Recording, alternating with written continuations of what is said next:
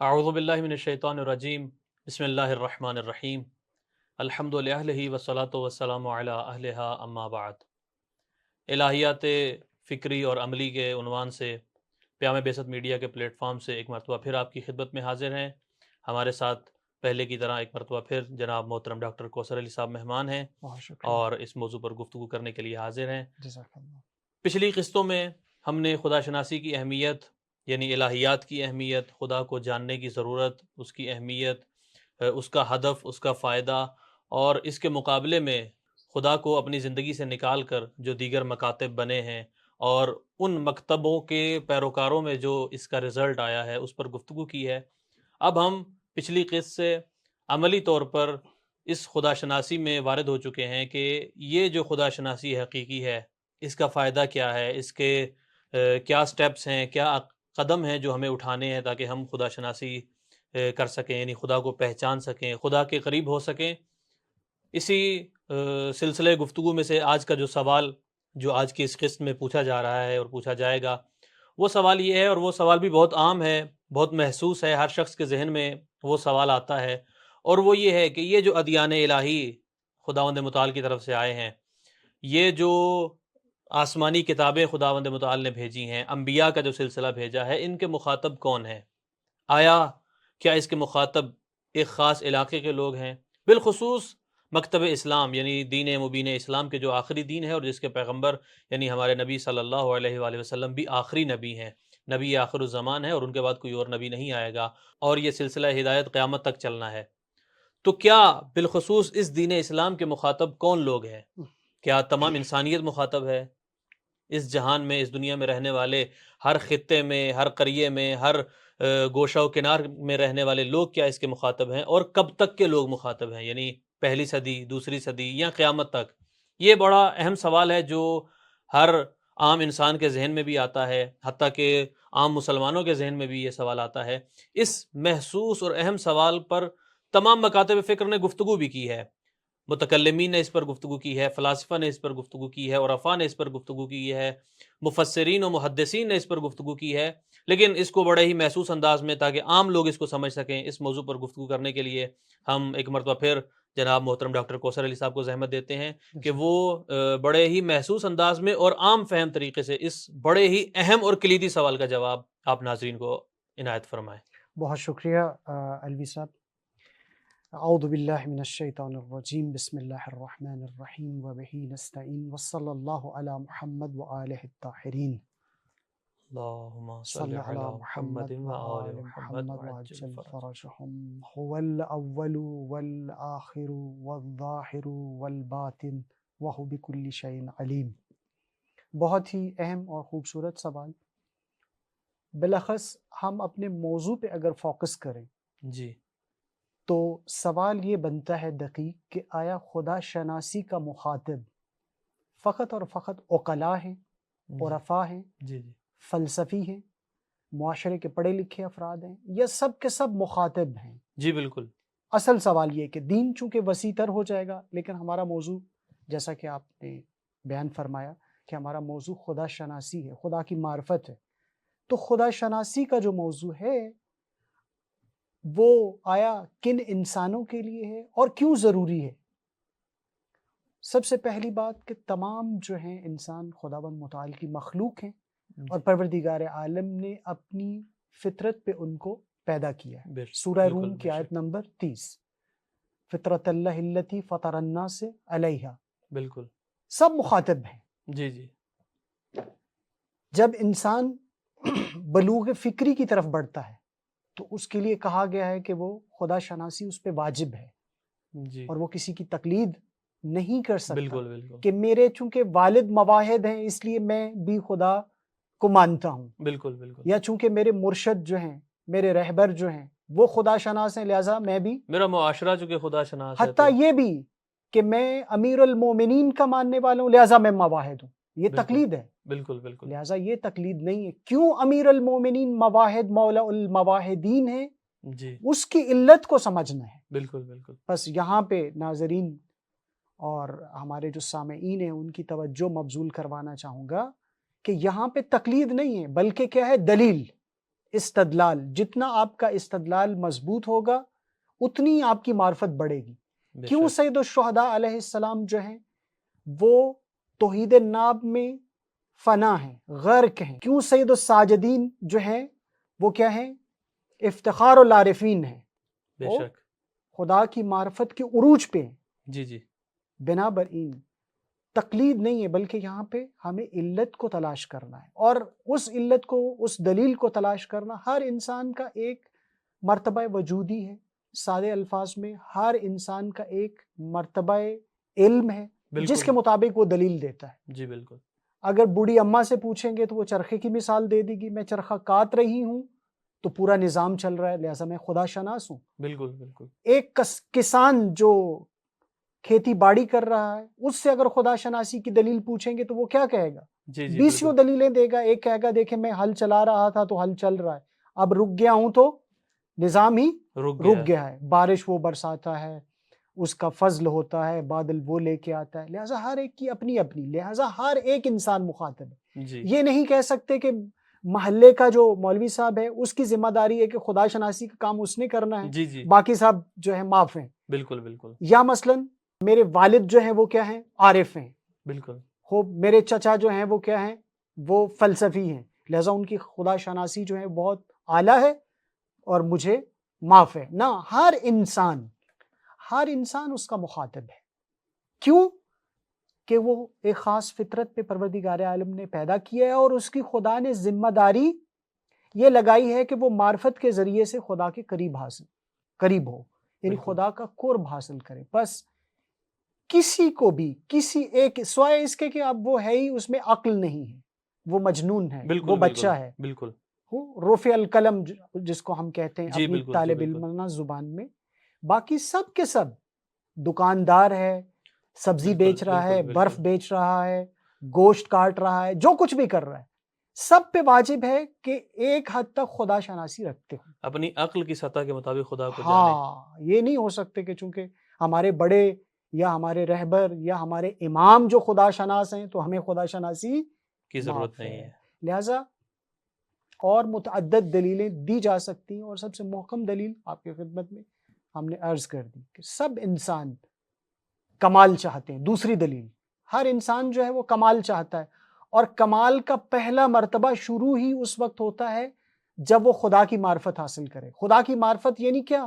یعنی کمالات کی تشخیص، بے شک کمالات کا ادراک. پس جب اس کو ادراک حاصل ہو رہا ہے، جتنا ادراک حاصل ہو رہا ہے اتنا اس کا مرتبہ وجودی اوپر جا رہا ہے. بس ہر بے شک انسان کو ہر زمان میں، ہر مکان میں، ہر وقت، ہر لحظے اس کی ذمہ داری ہے کہ وہ اپنی معرفت کو بڑھائے. بڑھ جی بہت شکریہ. آپ نے بڑے ہی آسان انداز میں اس اہم سوال کا جواب دیا کہ خدا شناسی جو ہے وہ تمام انسانوں کے لیے ضروری ہے، مگر یہ کہ آپ ہی کی بات کو ایک اور عام انداز میں بیان کروں کہ مگر اس شخص کے لیے کہ جو کہیں سے اپنے لیے ایک سرٹیفکیٹ لے آئے کہ یہ شخص پاگل ہے، مجنون ہے، دیوانہ ہے، صرف اس کو معافی مل سکتی ہے. وگرنہ ہر شخص کے لیے ضروری ہے کہ وہ اپنی عقل کی سطح کے مطابق، اپنی دانش، اپنے علم کی سطح کے مطابق اللہ کو جاننے کی، پہچاننے کی کوشش کرے. کسی شخص کے لیے بھی اس میں کوئی معافی حاصل نہیں ہے. جزاک اللہ. اسی موضوع خدا شناسی اور الہیات سے مربوط ایک دوسرا سوال، جی وہ بھی بڑا ہی کلیدی سوال ہے، بڑا ہی اہم سوال ہے، اور شاید پہلے سوال سے زیادہ مہم سوال ہے جی کہ یہ سوال ان لوگوں کے ذہنوں میں بھی آتا ہے جو خدا کو نہیں مانتے شاید، کہ خدا کہاں ہے، مکان خدا کیا ہے. قرآن نے بھی اس کی طرف اشارہ کیا ہے، احادیث میں بھی اشارہ ہے، متکلمین و محدثین نے بھی اس کی طرف اشارہ کیا ہے. تمام علماء نے، تمام دانشمندان نے، ہر فکر کے، ہر مکتب کے علماء و دانشمندان نے، اسکالرز نے اس پر گفتگو کی ہے. لیکن ظاہر ہے اس میں ایک پیچیدگیاں ہیں، علمی پیچیدگیاں آ جاتی ہیں، بحث اتنی دقیق ہو جاتی ہے کہ عام بندے کو شاید سمجھ میں نہ آئے.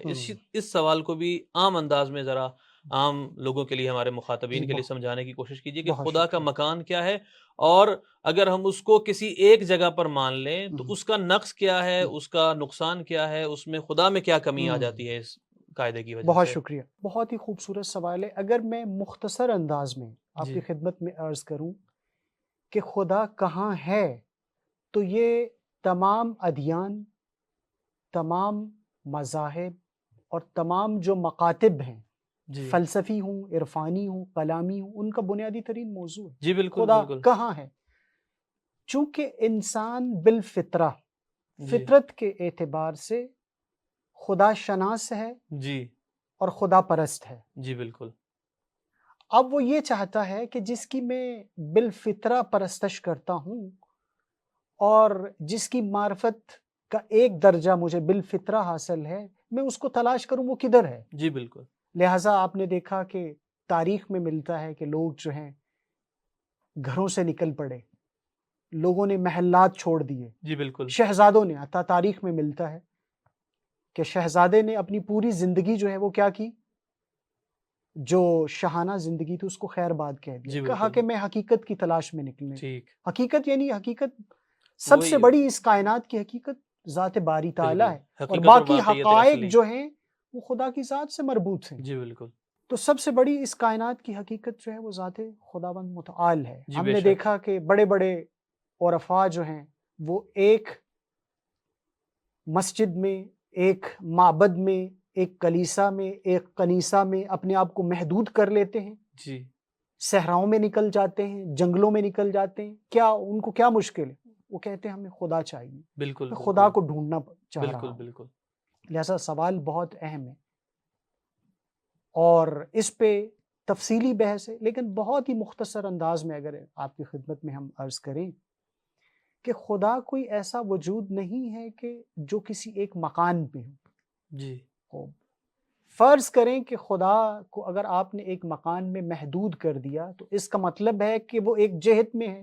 بالکل بالکل شرق میں آپ نے مشرق میں کر دیا تو اس کا مطلب ہے وہ مغرب میں نہیں دوسری ہے، جہت میں نہیں ہے اور مغرب میں اگر ہے تو پھر اس کا مطلب شمال و جنوب میں بھی نہیں ہے۔ جی بالکل یعنی محدودیت ہو گئی بالکل اور بالکل جہت ہو گئی۔ جہت کا مطلب ہر جو مادی چیز ہے وہ کیا ہے؟ وہ جہت دار ہے بالکل اور قابل اشارہ ہے۔ قابل اشارہ حصی ہے، یعنی حس کے ذریعے سے آپ کہہ رہے ہیں کہ یہاں پر موجود ہے یہاں پہ موجود ہے۔ اس کا مطلب یہ ہے کہ باقی اطراف جو ہیں وہ سب کی سب بالکل خالی ہیں۔ تو کیا ہوگا؟ یعنی وہ کیا ہو جائے گا؟ محدود ہو جائے محدود گا۔ ہو جائے گا جب محدود ہو جائے گا تو وہ خدا نہیں ہے، چونکہ بے خدا شک کا بے شک مفہوم جو انسانوں کے ذہن کے اندر بالفطرہ اور ان کی فطرت کے اندر موجود ہے وہ ایک وجود لامحدود کا تصور لیے ہوئے۔ بالکل تو بالکل لامحدود کو اس مکان محدود میں آپ بند نہیں کر بے سکتے۔ شک بے شک لہٰذا جو خدا کو اس خاص مکان کے اندر ڈھونڈنا چاہتے ہیں، ایک خاص جہت میں ڈھونڈنا چاہتے ہیں، ہاں یہ ہو سکتا ہے کہ ہم مثلا لوگوں کے ذہن میں سوال ہو کہ حضرت موسیٰ علیہ السلام جو ہے کوہ طور پہ جاتے تھے جی خدا سے بالکل ملاقات بالکل کے بالکل لیے۔ لیکن یہاں پر ایک سوال ہے جس کی طرف قرآن نے بھی اشارہ کیا ہے اور ممکن ہے وہ عام ہمارے جو مخاطبین ہیں ان کے ذہن میں بھی آئے کہ مثلا حضرت موسیٰ کے واقعے میں ہمیں یہ ملتا ہے کہ وہ ظاہراً خدا کی تلاش میں ایک وادی کی طرف گئے جسے ہم کوہ طور کہتے ہیں، اس کی طرف گئے۔ یا دوسرا جو اس سے مربوط سوال ہے وہ یہ ہے کہ ہم سجدہ کرتے ہیں ایک خاص جہت میں جبکہ خدا تو ہر جہت میں ہر طرف موجود ہے۔ تو ان دو سوالوں کے تناظر میں بھی خدا کے ہر جگہ موجود ہونے کو کیسے حل کیا جا جی سکتا ہے؟ بالکل، جو حضرت موسیٰ علیہ السلام سے مربوط ہے کہ آن حضرت وہاں جایا کرتے تھے یا جی جا رہے تھے، جی مصر جی کی طرف جب جا رہے تھے تو ایک بار اس وقت آواز آئی کہ میں تمہارا رب ہوں اور تم آؤ، جی جی اور ایک جب بنی اسرائیل کو لے کے آ رہے تھے، جی جی تو وہ ایک خاص مقدس مکان ہے جس کے اندر یہ صلاحیت ہے کہ وہ خدا کی تجلیات کو قبول کر سکتا ہے، ٹھیک بے خدا شک کی تجلیات کو، خدا کے ایک خاص فضل کو بالکل قبول بالکل کر سکتا ہے۔ یعنی تجلی ہے، خود خدا نہیں ہے۔ بالکل بالکل کعبے کی فضیلت بھی اسی طرح ہے۔ ٹھیک ایک جہت کیا ہے؟ یعنی کعبہ ایک مکان شریف ہے، ایک ٹھیک جس کو ہم کہتے ہیں قبلہ، مقدس ہے مقدس ہے۔ جی وہ اس جو مقاب نما کعبہ ہے اس کے اوپر جو ہے وہ قبلہ ہے، بیت بالکل معمور ہے۔ جی جی ایک خاص مکانی شرف کی وجہ سے ہم اس کی طرف جہد کرتے ہیں کہ وہاں پہ انوار الہی، فضل الہی، رحمت الہی، برکات الہی جی وہاں برس رہی ہیں۔ لہٰذا بالکل کہا کہ اگر تم خدا کے لطف کو اپنے شامل حال کرنا چاہتے ہو تو رخ جو ہے وہ قبلہ کی طرف کرو، قبلہ کی طرف کرو۔ مثلا بالکل کربلا معلیٰ کا بھی اسی طرح ہے۔ بالکل بالکل کربلا کو معلیٰ کیوں کہتے ہیں؟ کہ خداوند متعال کا جو ظہور کربلا معلیٰ میں ہے وہ کسی جگہ پہ نہیں، بے شک بے لہٰذا شک کہا گیا کہ کربلا معلیٰ۔ بنابراین وہاں انوار اور تجلیات ہیں، خدا کا خدا فضل اور نہیں ہے، نعمت ہے۔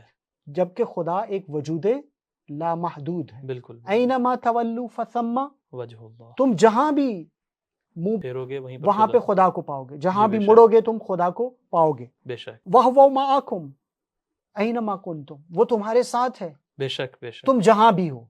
بے شک لا بس مکان، حتیٰ تم چاند پہ کیوں نہ چلے جاؤ، بے شک حتیٰ مریخ پہ کیوں نہ چلے جاؤ، تو اس کا مطلب یہ نہیں ہے کہ جو مریخ پہ چلا گیا وہ خدا سے دور ہو گیا یا قریب ہو گیا. وہ خدا سے دور ہو گیا یا قریب ہو گیا اور باقی جو ہے فضل سے محروم رہے. جی نہیں، بالکل بلکہ انسان جو ہے وہ اس سرزمین پہ رہتے ہوئے بھی خدا کے قریب ہو سکتا ہے. قرب کی ایک اور بحث ہے جی انشاءاللہ، اس بالکل کو ہم بالکل آپ کی خدمت میں عرض کریں گے. پس واضح ہوا کہ خدا کو اگر آپ ایک جہت یا ایک جگہ پہ محدود کریں یا مان لیں تو اس کا مطلب ہے خدا محدود ہو جائے گا، مادی ہو جائے گا، جی جہدار ہو جائے گا. جو جہدار ہو گئی وہ مادی ہوگی، اس کو آنکھ دیکھ رہی ہے، پس وہ مادی چیز ہے. بے شک مادی بے شک چیز مرکب ہے، متحرک ہے، یعنی تمام کے تمام نقائص جو ہیں وہ لازم آ جاتے ہیں بس ذات خدا خدا جو میں. ہے کیا ہے، محیط ہے اس مکان کے اوپر، بے شک زمان و بے شک مکان کے اوپر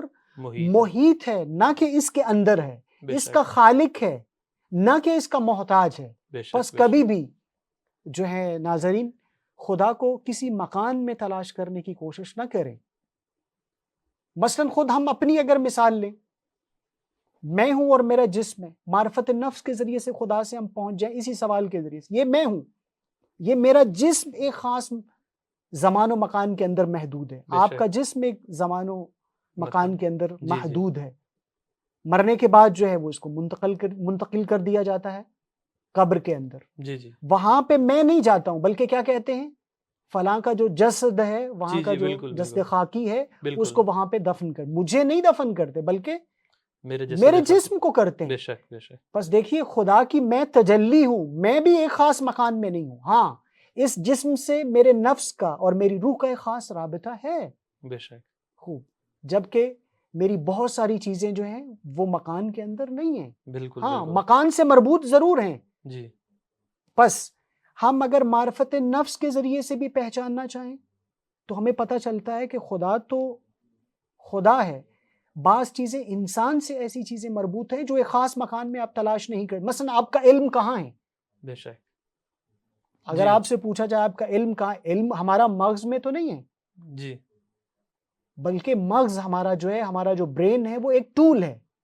اور ٹھیک جو میرا علم ہے، میرا قلب ہے، میرے اس کے عقل ہے، میری عقل کی بہت ساری جو قواہ ہیں، طاقتیں ہیں، سب کی سب نفس میں ہیں. اور نفس جو ہے وہ کیا ہے؟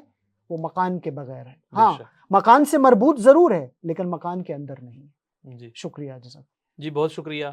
آپ نے اس دوسرے اہم سوال کا جواب بھی بڑے ہی محسوس انداز میں اور عام فہم انداز میں دیا ہے. آپ کا شکریہ. جی ناظرین، ان دونوں کلیدی اور بنیادی سوالوں کے جوابات محترم ڈاکٹر صاحب نے بڑے ہی آسان انداز میں اور عام فہم انداز میں، تاکہ آپ عام مخاطبین بھی اس کو آسانی سے سمجھ سکیں، درک کر سکیں، پیش کیے ہیں. اس قسط کا یہیں پر اختتام کرتے ہیں. انشاءاللہ اگلی قسط میں مزید اسی طریقے کے اہم اور بنیادی سوالوں کے عام فہم اور محسوس جوابوں کے ساتھ آپ کی خدمت میں حاضر ہوں گے. تب تک کے لیے شکریہ. خدا حافظ. السلام علیکم ورحمۃ اللہ.